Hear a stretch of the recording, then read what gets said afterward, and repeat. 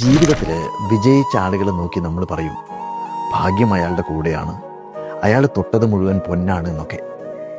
ഈ വിലയിരുത്തലൊക്കെ നമ്മൾ നടത്തുന്നത് അയാളുടെ ഇപ്പോഴത്തെ അവസ്ഥയെ മാത്രം വിലയിരുത്തിക്കൊണ്ടാണ്. അദ്ദേഹത്തിൻ്റെ ഭൂതകാലത്തേക്കൊന്ന് കടന്നുപോയാൽ ആ വ്യക്തി അനുഭവിച്ച കഷ്ടപ്പാടുകളും പലയിടത്തു നിന്നും അയാളെ ആട്ടി ഓടിച്ച കഥകളും അയാൾ അനുഭവിച്ച മനോവേദനകളും ആത്മസംഘർഷങ്ങളും ഒക്കെ നമുക്ക് കാണാനും കേൾക്കാനും പറ്റും. അതിനൊന്നും തയ്യാറാവാതെ എല്ലാം അയാളുടെ ഭാഗ്യം കൊണ്ട് മാത്രം നേടിയെടുത്തതാണെന്നും തനിക്ക് ഭാഗ്യമില്ലാത്തതിൻ്റെ പേരിലാണ് ഈ കഷ്ടപ്പാടുകളൊക്കെ എന്നും എക്സ്ക്യൂസ് പറയുന്ന പലരും ഒരു പുനർചിന്ത നടത്തുന്നത് നല്ലതാണ്. നേടിയവരോട് ചോദിച്ചാൽ അറിയാം ഓരോ കാര്യങ്ങളും നിറവേറ്റപ്പെടുന്നതിനായിട്ട് എത്രയെത്ര വാതിലുകൾ അവർ മുട്ടിയെന്നുള്ള കാര്യം.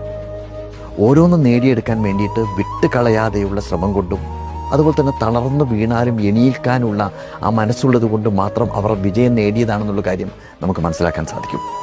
അതുകൊണ്ട് നമ്മൾ സാധാരണ ഉപയോഗിക്കുന്ന ഭാഗ്യം, വിധി തുടങ്ങിയ വാക്കുകളൊക്കെ മാറ്റിവെച്ചിട്ട് വിജയം നേടാൻ വേണ്ടിയിട്ട് നമുക്കൊറ്റ വഴിയുള്ളൂ: കഠിനാധ്വാനം ചെയ്യുക. ഉറച്ച വിശ്വാസത്തോടെ കഠിനാധ്വാനം ചെയ്തുകൊണ്ടേ